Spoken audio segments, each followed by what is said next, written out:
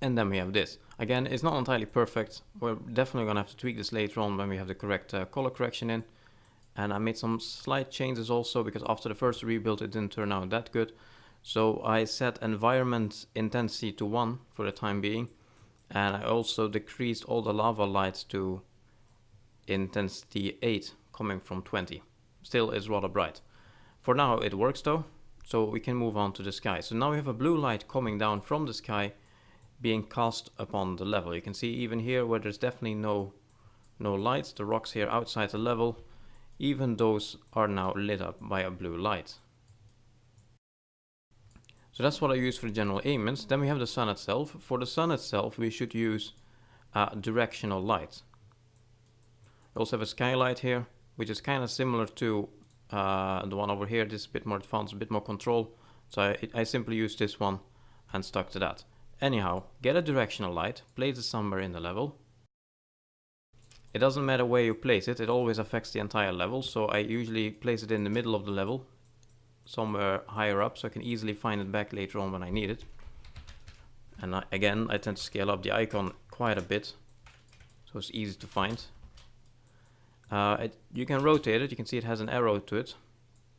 That's the angle of the sun, so if you were to rotate that, you can see the sun comes from another direction. So you can pick the direction you want to have, say for example that, and then otherwise it's mostly the same. So you have brightness, color, makes it a little bit orangish. There's no radius because again it affects the entire level, so no radius is needed. And there is a setting here used as atmosphere sunlight. I'm going to enable that because it's going to tie into the next thing we will do. Again, also a sunlight has stationary, static or movable. If it's a static sunlight, so if there's no day and night cycle or anything like that, if the sun doesn't move through the sky, stationary is usually the best. Otherwise, you want to set it to movable. You're very unlikely to want to set the sun to static, given that the sun is quite a bright light, and then nothing would carry specular highlights and so on. So I'm going to leave it at stationary. Now I have a sun coming from that side. The sky is however still black. Normally you would add a sky dome mesh. So what you actually do in Unreal is you place a giant mesh in the level. I'm going to show you how my sky was made quickly. In environment FX sky, in meshes you can see some of the meshes I have. So for example I have this thing here. It's a sky called a sky dome. And it's basically a large mesh you place around the level. And then it looks as if there are stars. So you really just literally place giant models of the sky, of planets, of a sun, etc. Make sure it's really large. This isn't large enough. You can see the sky actually begins over here. It's near the level. If you make it too near the level, then you will be able to see that it's actually fake. I mean, if you're moving left and right, you can see the sky actually moves along with my movement of my camera, and that's wrong because the sky tends to be so large that it doesn't move when you move in the environment because it's so far beyond the environment. So make sure the scale is really large. When we say really large, we mean really large. If you were to look in one of the side views, you can use this button here to split the viewport into multiple modes. You can see this is rather large, and that's what I mean. Make it as big as you can pretty much. Also, when you place a sky, make sure it doesn't cast a shadow. So turn off cast shadow and turn off the collision. It says here collision presets. Under collision, set that to no collision because you don't want collision on the sky. It's unnecessary for performance, and obviously it shouldn't be casting a shadow. So now we have a basic sky. Then you need to have the atmospherical fog, which is what we enabled here in the directional light. So if you go to visual, we have two types of fog. Atmospheric and exponential. Exponential is the same as what was available in Unreal Engine 3. So exponential is a basic type of distance fog and height fog. So the fog fades out both towards the top. You can see if I go higher up, the sky becomes more visible. There is less fog over here. If I go down, it becomes more dense. So the lower you go, the more denser it gets. And of course, it also fades out over a distance. You can also see that this type of fog takes over the position and the angle of the sun. You can see it's yellow over here and it's blue over there. If we were to rotate the sun, Let me place this one near the sun first so it's easy to select later. If I were to rotate the sun, you can see the yellow spot moves along. You can also set the colors here. You can see this is the yellow it uses. So if I make this, for example, purple or pink, whatever you want to call it, more purple, then it takes that color, or you can make it a bit more orangish, like so. You can make it brighter or smaller, or you can tweak it basically. And this is the color on the opposite side of the sun. So I can make it green or blue, and so on. You can also change the density here. So that's the simple fog. This is actually what I use in Solus because I prefer the simple one. I feel I have a bit more control over it. It tries to do less, therefore I can do more of it manually myself. Then you also have atmospheric fog. That's the more advanced one. So you can add that one in as well. Sometimes it takes a few seconds before it shows up, so it might remain black for you. But at some point it will kick in. This, and I'm gonna delete the sky for this for a moment so it's more obvious what happens. You can see already what has happened. Without this it would have been black. If I use normal fog, it looks like this, but it's still pretty simple. If I add an atmospheric fog, however, it actually adds a sun to it by itself. Again, the sun takes over the position of this by itself automatically. And it also automatically changes the color depending on how high the sun is in the sky. Because if the sun goes lower, it automatically goes orange. So you can use this for a basic atmosphere. And it also nicely gets rid of all the blackness that surrounds the world. Actually gives the world a nice colored background. Again, if you want, you can change some of the settings here. I'm not going to go through the settings in detail, but some of them speak for themselves. This is a sun multiplier, so this is just how bright the sun is in the sky. You can lower the density, but in this case, since there is nothing surrounding the level, lowering the density doesn't do much. And there's some other things here. So that's the more advanced one. Again, I'm not using that because you can see it includes the sun, which you can turn off. By the way, there's some properties here where you can turn off part of it, like so. But it includes too many things. I wanted to do this myself. I wanted to make the sun myself. I wanted to make the glow around the sun myself. I wanted to control when the horizon changes its color.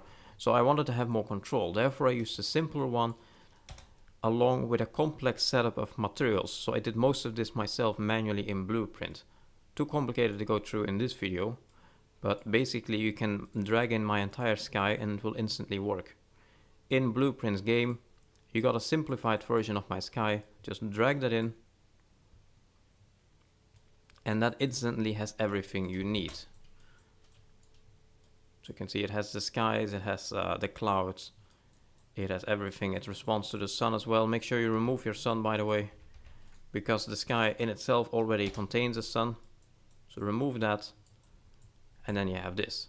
In the properties of the sky, you can see here it says start time of day and general speed multiplier. If you were to change this, this is how fast the time of day goes, and the whole cycle. So for example, if I type 20 here, and let's just leave this at 1, just type 20 there, and play the game, you can see the real-time day and night cycle in action. So again, in the editor it will always show up as night, but if you were to play, you would be able to see, sometimes it falls through the ground, you would be able to see the actual, seems to refuse to start in the right place. You would be able to see the day and night cycle. So we have a sun there, we have the clouds, we have the planets, and they're moving around. So now we have a real-time day and night cycle. Again, this is based on the same principles as just demonstrated with the exponential height fog and a simple directional light. I simply scripted all of it together so it forms one bigger set of things. As you can see, however, and then we can move on to the next step, is it doesn't look anything like what Solus looks like, what my screenshots look like. I think the colors are quite harsh, they're ugly, they're undefined, very orange there, for example. The whole thing doesn't really work. And it doesn't really work because we don't have any post-processing defined. And this also shows the importance of why you really want to have post-processing defined. Do not just stick to the default post-processing, because it really doesn't work. It really makes the scene look simple, undefined, and like everything else. So if you want to give your game or your environments a specific look, make sure you definitely work with post-processing. So in order to get this to look more like what a game should look like, what my game looks like, go to volumes and add in a post-process volume. And you can actually place this anywhere. You can do this two different ways actually. You can do it the Unreal Engine 3 way, where you can change this box the size of the area it should cover. Therefore you can have, for example, one area where if you walk into it everything is red, and another area where if you walk into that box everything goes green. So either you can set it up in such a way that if you're inside the box it applies the post-processing, or you can simply make this box be the general post-processing setting. And that's what I'm going to do here. And if we set it to be the general post-processing setting, it doesn't matter where the box is located or whether or not the player is inside the box or not, it will simply affect the entire world by itself. In the properties of the post-process volume, so you have a long list of settings here. Everything you can change in post-processing: color correction, bloom, depth of field, auto exposure, lens flares, everything it does. So we'll get back to that in a second, but at the bottom somewhere it says unbound. If I enable this, then the volume affects the entire level, even if you're not in it. Good. So now we have this long list of settings. It's too many to go through everything. I'll do a couple of the most obvious ones. Make sure you also show the more advanced ones, because there's definitely some good things here as well. First of all, you got things like tint. And tint is the color of the screen, so you can basically use this to recolor the screen. So if I change it, you change the color. Likewise for channel, mix of red, green and blue. Kind of the same thing, but it's per channel. This is basically somewhat similar to contrast in a way. It increases the highlights. Then you have vignette. You can add that. So if you set vignette to 1, you get these dark edges around the screen. You can add grain jitter, which basically adds noise to the screen. And intensity should be set as well. You can see now you get this bit of noise going on the screen. Might be hard to see in the video, but it's ideal for a horror game or something like that. I'll turn it off again. You got color grading, which is very important. That's still similar to Unreal Engine 3. So it's a lookup table. And I have one located in general textures. You can see there's a couple of LUTs here. So you can try the different LUTs if you wish. Just select the texture there, enable it here and press the arrow. The arrow will take over the current selection in the content browser. And you can see that dramatically changes the colors. So 0 is default, that won't do anything, but the other ones have quite an impact on the coloring. So what a LUT basically does is, you can see in the texture here, if you open up one of these textures, it's a long strip of colors. It's, I don't know how many it is actually, 16 or 20 or so squares, and every square has every tint of every color basically. And when you change this in Photoshop, the engine will compare your changes to the default one and then apply the same type of changes to the scene. That's basically the simple explanation. In other words, you can use this to record changes in hue, saturation, levels, contrast, brightness, those kind of things in Photoshop, and it will be recorded in this kind of strip. When you then put that strip into the engine, it will apply the same changes as you've applied in Photoshop to a screenshot of the game. So it basically allows you to color correct it using Photoshop. You have bloom, speaks for itself. Bloom is this basically how much things glow. Also you can see the lens flare you automatically get here, lens flare being defined over here. If you increase the lens flare brightness, you get much harsher ones. You might also want to try turning it off in case you don't want to have those typical Unreal Engine 4 lens flares going on. Auto exposure is actually a good one. Remember that we've set exposure here to fix at brightness 1, but in-game this isn't active. This is only for the editor viewport. In-game it will use the default exposure settings, which means these. So what I usually do to get rid of exposure still is set both of these to the same value. And I think actually I use 0.6 in the game. 1 would have probably been better, but I ended up using 0.6. Because otherwise it still will try to adjust the brightness in game. You can already see it looks dramatically different. It's very bloomy. The bloom is way too high, but it's already looking more contrasted and the colors are starting to blend together a bit more. So let me actually take away the bloom. It's a bit heavy.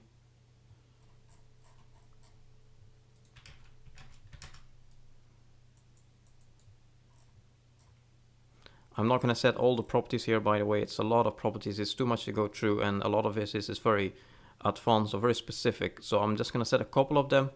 If you want to see in detail what I've done to Solus myself, make sure you open up the example level and just look at all the settings I've set over there. I also tend to turn off motion blur. It doesn't work very well, especially not when you have items in the game. They start to blur out, and so just get rid of it. Type 0 for amount and max. Depth of field, I actually put it back to Gaussian because it's a bit more performance friendly. And then I basically actually pretty much turned it off because I couldn't really get the depth of field working the way I wanted it. Basically the way it works in Unreal Engine 3. So I pretty much got rid of it entirely. There's one section at the bottom too that's very important, and this is called blendables. So we have a section here, blendables. Add 2 slots to that. And then you can see you can add 2 materials to it. So what this does is similar to what a post-process material does in Unreal Engine 3. This applies the material on top of the screen. So you can basically make advanced post-processing effects in the material editor and then blend them on top of the screen. I got 2 of those going. Both of them work together for Solus. And they're located in Player, Post-Process, Materials. It's these two. These two are applied on top of the post-processing settings. I can quickly open these up and tell you the basics of it. This is, as explained in my other presentation, a basic coloring system. So this is what the screen sees, the output of the screen, and then I apply contrast, brightness, and shadow color and highlight color to the output of the screen. So this is basically color correction here. It's my own system. I could have used the color correction also in here, the various colors and tints here. Of course, the LUT in itself is also a type of color correction, but the problem with the LUT is that it's set in the texture. You can't change the LUT during the game. And if you have a real-time day and night cycle, you have to be able to change that stuff during the game. You could have technically animated these numbers here to do the same, but since this wasn't implemented yet in the version of the engine when I started doing this, I built my own system. So one of the blendables is nothing more than a color correction blendable. The other one is much bigger. This is the simplified version, but it's in reality about 5 times this size. And this handles stuff like it has an outliner set up. So if you look at items, they have an outline showing up around them. And also if you jump in water, it will distort the screen. So the distortion of the screen is handled through this. If it gets very cold, then your screen starts to freeze over. Also, I have my own vignette type of visor thingy here. So at the edge of the screen, you will get these, it looks like there is a visor covering the screen. So I just blend the texture on top, multiply the texture on top. I'm using this thing to make it map to the screen exactly. I have some dust on top of the screen, etc. So all those kind of effects come from the blendables. So I'm gonna define these two. Doesn't matter in which order you do it. So I'll just take that one there and that one there. That's that. Again, it gets even more contrasted now. We're definitely gonna have to change it a bit, but let's try in game. It's more accurate. And you can see it already starts to look more like Solus does. It's still very contrasted though. You can also see the visor now. You can see at the edge of the screen there's this thing.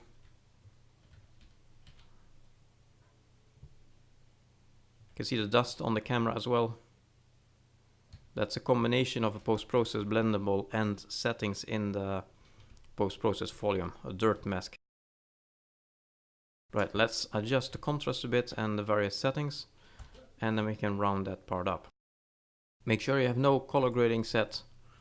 We don't need that. Bloom for intensity, I tend to use 4 indeed, as it already was. I do intend to add a dirt mask as well, with actually 1000 intensity, so quite high.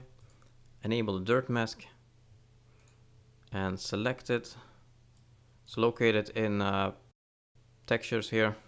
So player post-process textures, and then it says camera dust. So that one, this blends the texture on top, especially when you look at bright things. You can see it adds some spots as if it's a dirty lens. Thresholds, I tend to have 4 there. Aiming cube map, I have at 0, but there is no cube map assigned, so it doesn't really matter actually. Lens flares I have at 0.6, and that covers most of it. So that works. So lights are too bright, but it's getting there. So let's adjust the lights some as well. Or actually, sorry, rather than that the lights are too bright, in the beginning we've set brightness on the sphere reflection capture actors to 40. And that clearly wasn't the best idea. So we can just select all of those, in case you did the same as I. Select all sphere reflection capture actors and set it back to 1. Right, now it's a bit more manageable. I think the lights are actually too dark now, especially here at the building. So I'm going to increase these actually.